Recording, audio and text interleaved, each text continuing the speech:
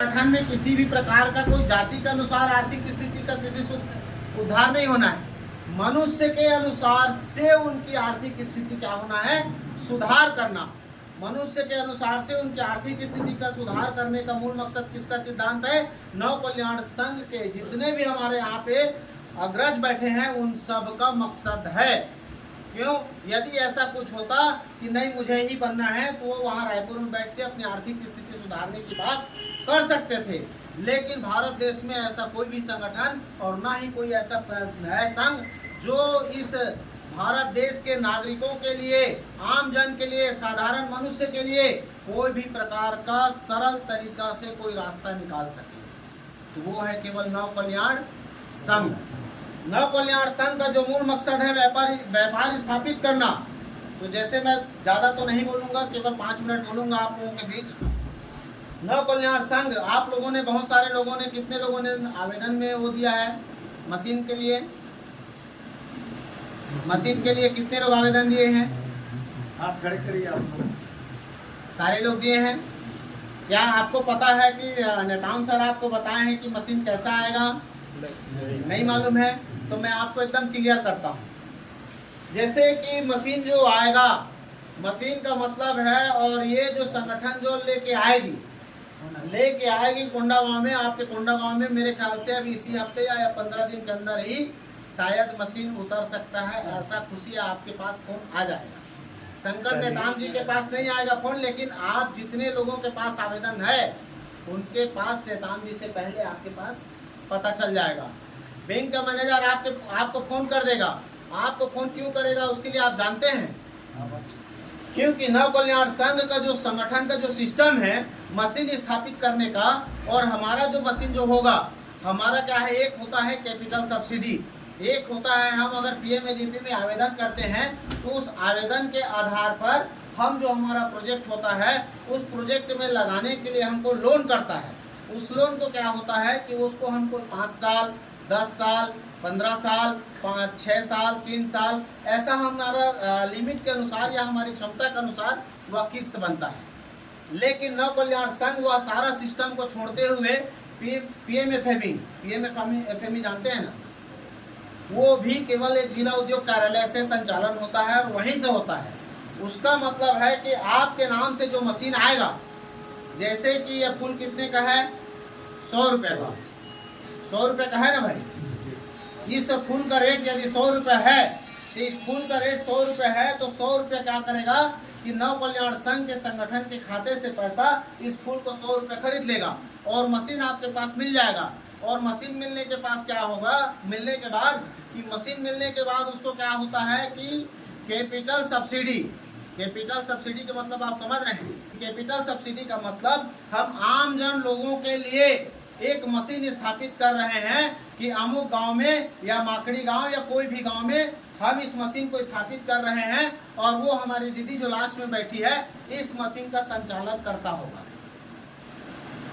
और इस मशीन को वो चलाएगा, और ये मशीन का सुरक्षा उनके जिम्मेदारी, और ये मशीन का क्या होगा, इसकी संपूर्ण जिम्मेदारी उसकी। वो कहाँ लगवाएगा उसका जवाबदारी वो। तो उसको क्या है कि बैंक वाले को उसको बताना है कि मेरे घर में यह मशीन लगेगा, और हाँ मैं मशीन को लिया हूँ, नव कल्याण संघ के माध्यम से लिया हूँ। आपको बताने की कोई ज़रूरत नहीं पड़ेगा। आपके नाम से डायरेक्ट जो मशीन है वो मशीन खरीदी पहले से हो गया है, आपको केवल उसको अपनाना है। अपना कर उसको क्या करेगा कि संगठन उसको कैपिटल सब्सिडी के लिए क्लेम करेगा, जो आम जन के हित के और आम जन के फायदे के लिए क्या होगा, वह मशीन निर्माण जो उससे होगा वो हम सबके आर्थिक स्थिति के सुधार के लिए काम आएगा। क्या आएगा? तो इस कारण से आपको कोई भी व्यक्ति, जैसे कि अगर कहे कि यहाँ से हम जाते हैं और जीत राय जी के नाम से कोई फोन आता है कि मैं फलाना बोल रहा हूँ जीत राय, और ये मशीन तुम मत लेना, ये इसमें तुम फंस जाओगे, इसमें तुम कुछ हो जाओगे, तो आप उस बात से मत भागना। क्यों मत भागना? क्योंकि दुश्मनों का चाल होता है कि यदि हम हमारी आर्थिक स्थिति को सुदृढ़ की बात हम करते हैं, हमारी गरीबी की बात करते हैं, हम किसी के साथ बराबरी की बात करते हैं, तो वह बराबरी की बात को उसको दिल में पचन नहीं होता। क्या नहीं होता? उसको पेट में नहीं पचता, और ना उसकी मन के अगर हमारी आर्थिक स्थिति की बात होती है तो उसके दिल के अंदर उस बात को दर्द होता है। इसलिए क्या करते हैं कि आज साइबर क्राइम इतने तेज हैं कि सब लोगों को पता है कि नव कल्याण संघ के संयोजक इस कुंडा गांव में लगभग 2000 से 2500 के बीच हैं। तो यहाँ क्राइम करने वाले भी अत्यधिक लोग यहाँ आपके पीछे लग चुके हैं। सो आपको कहेंगे कि इस नव कल्याण संघ के माध्यम से आप मशीन मत खरीदो। कभी आपको कहा जाएगा कि मैं रिकेश साहू हूँ, या मैं सुभाष बघेल हूँ, या संतोष यादव हूँ, या मैं स्वतः किरण कुमार बर्मन हूँ। आप उस बहकावे में मत आना। क्यों मत आना? क्योंकि नव कल्याण संघ आपके लिए आपको ना तो घर बेचवाएगा, ना तो आपके बैंक खाते से कुछ नहीं आएगा। कैपिटल सब्सिडी जो होगा आपके खाते में पैसा आएगा। केवल वो सब्सिडी क्लेम है। क्या है? केवल सब्सिडी क्लेम। जो मशीन मान लो हम उस दीदी को दिए, मान लो उस दीदी के नाम से 5 लाख रुपए का मशीन जाता है तो तरफ 35% है, तो उस एक फ्लैट है। मान के चलिए कि हम यदि 5 लाख रुपए का मशीन लेते हैं तो 35% का निकाले तो कितने लाख रुपए आया भैया? कोई बताएगा? आदरणीय 35% में कितना आएगा? साहब जी आप वाले लगभग 1.25 लाख रुपए।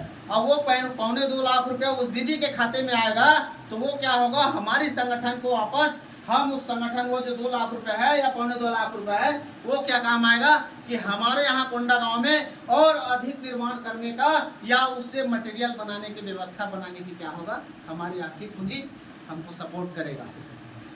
इसको कहते हैं कैपिटल सब्सिडी। और इस बहकावे में कभी मत आना कि आपके नाम से 15 लाख रुपए कर्जा होगा, या आपके नाम से 20 लाख रुपए कर्जा होगा, या आपके नाम से इतने लाख रुपए कर्जा होगा। इस बहकावे में कभी भी मत आना। क्यों? क्योंकि दुश्मन इतने तेज हैं कि यदि आप अपनी बराबरी की बात करना चालू करोगे, आप अपनी आर्थिक स्थिति को सुधार करने की बात करोगे, तो कहीं ना कहीं दुश्मन आपको गिराने का या आपको दबाने का काम करेंगे। क्योंकि आप अच्छे से जानते हैं कि जल जंगल जमीन जितने दिन तक मजबूती के साथ रहेगा, ना हमारे शरीर को नुकसान पहुंचने वाला, ना हमारी आर्थिक स्थिति को नुकसान पहुंचने वाला। लेकिन जिस दिन यह उखड़ा उस दिन ना हम समानता की बात कर पाएंगे, ना आर्थिक स्थिति की बात कर पाएंगे, ना तो हमारे पास ना तो जल बचेगा, ना जंगल बचेगा, ना जमीन बचेगा। तो इसलिए आपको इस सिद्धांत को मानना है। ना हमको इसको कोई पहाड़ को क्षतिग्रस्त पहुंचाना है, ना इस पेड़ को क्षतिग्रस्त पहुंचाना है, ना किसी नदी को हमको नुकसान करना है। हमको तो केवल जिस कुरिया में या जिस बने जहाँ पे हमारा मकान है, कुरिया माने समझ रहे हैं ना जी, तो उस कुरिया में ही केवल एक स्थापित करके हम सिंगल फेस की मशीन लगाकर हमारी आर्थिक स्थिति का क्या करेंगे? हम बात करेंगे। हम सरकार को भी नहीं बोल रहे हैं कि तुम हमारा सामान को खरीदो, या हम ना तो उसको मजबूर कर रहे हैं और ना ही उसको हम किसी प्रकार का बर्डन देंगे। क्या करेंगे? हम हमारी क्षमता के अनुसार, हमारी हिम्मत के अनुसार हम लोग क्या करेंगे? आपस में सब भाई बहने उस मशीन से निर्माण करेंगे, और निर्माण करके जितना ज़्यादा हमको कैपिटल सब्सिडी मिलते जाएगा वह हमारा ऐसा नहीं है कि हमें कोई एहसान कर रहा है। हमको इस कैपिटल सब्सिडी पाने का अधिकार किसने दिया है? बाबा साहब भीमराव अम्बेडकर जी ने अपने संविधान में दिया है। इसलिए हमको कैपिटल सब्सिडी मिलता है। और कैपिटल सब्सिडी बड़े लोग अधिकतर लेते हैं। हमारे साधारण लोगों को कैपिटल सब्सिडी के बारे में नहीं पता होता है, इसलिए हमारे लोग नहीं बन पाते हैं। यदि आप चाहो, यदि कोई ट्रैक्टर खरीदोगे, अगर आप उसको लोगे कैपिटल सब्सिडी में, तो अगर 8 लाख रुपए का है तो 35% छूट आपको मिल जाएगा।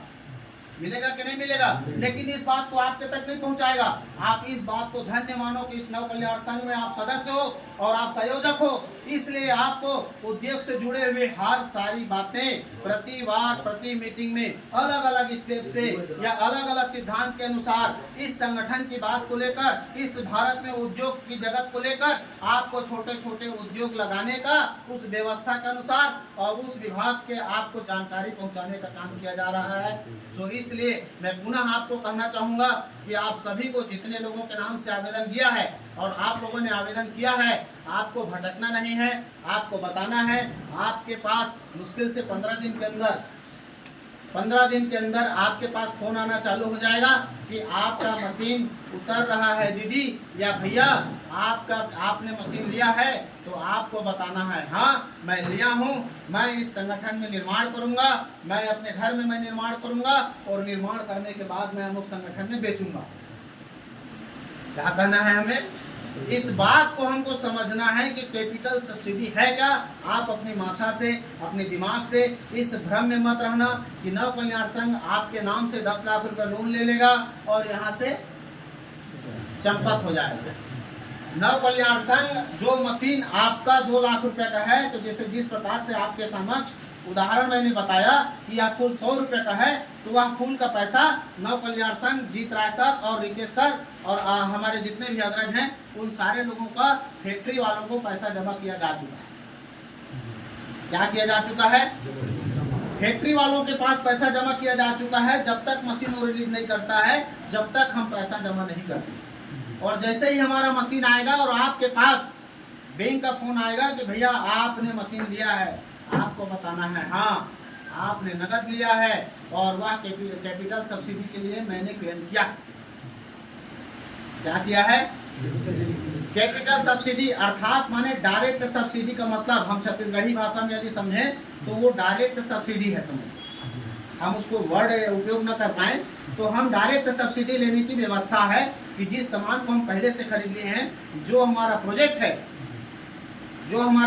है, उस प्रोजेक्ट में आप यदि छपरी भी बनाओगे तो उसका भी आप 35% सब्सिडी क्लेम करोगे। यदि आप वहां पे बोर खुदवाते हो, भले ही आप आंतरिक रूप से अपने घर में उपयोग करना, लेकिन यदि वहां पे आप बोर खुदवाते हो और उसको कहते हो शंकर नेताम जी को कि शंकर नेताम जी मैंने अमुक जगह बोर खोदा है, शंकर नेताम जी उसका फाइल बनाएगा और उसको क्लेम कहाँ लगाएगा? आदरणीय जीत सर और रिकेश सर के पास। उसको क्या होगा कि हम क्या करेंगे? कैपिटल सब्सिडी में लगाएंगे। और आप यदि 1 लाख रुपए में यदि बोर खुदवाए हैं और 1 लाख रुपए का बिल का रसीद है, तो उसका क्या होगा? आपको 35% सब्सिडी उसमें भी आएगा। आप मोटरसाइकिल खरीदते हैं तो भी सब्सिडी आएगा, कार खरीदेंगे तो भी सब्सिडी आएगा, यदि किसी प्रकार का ट्रांसपोर्ट व्हीकल खरीदते हैं तो भी आपको सब्सिडी आएगा। कोई भी प्रकार का आप काम करें तो इस संगठन में जुड़ने के बाद जो आपके नाम से कैपिटल सब्सिडी एक बार लगा, सो आप कुछ भी करो कि आपको कैपिटल सब्सिडी आप जैसे ही क्लेम करोगे आपको मिलना चालू हो जाएगा। इससे अच्छा क्या बेहतर आपको कोई संगठन आपको बताया है क्या? या आपके आर्थिक स्थिति को सुधार के बारे में आप कभी बात किया है क्या? तो इस बात को आप कभी भी भ्रम में मत रहना। बड़ा प्रोजेक्ट लगाना या बड़ा काम करने के लिए बहुत समय लगता है।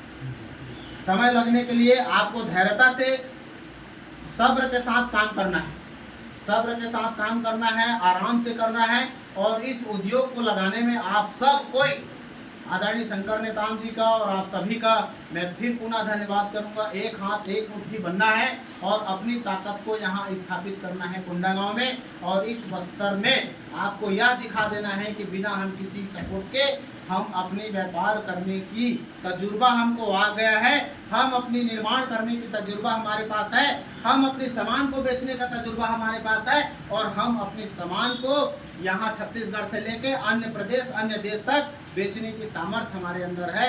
ऐसा आपके अंदर आपके विल पावर को जगाना है और आप अपने मन को मजबूत करके रखना। कहावत है छत्तीसगढ़ी में हमारे तरफ चलता है, मन के हारे हार है, मन के जीते जीत। तो आपका मन हमेशा जीता रहना चाहिए और जीवित रहना चाहिए और जिंदा रहना चाहिए और मजबूत रहना चाहिए। ये बस इतना ही कहा कि मैं आप सभी से विदा लेना चाहूँगा। आप सभी को मेरा संग नमस्कार।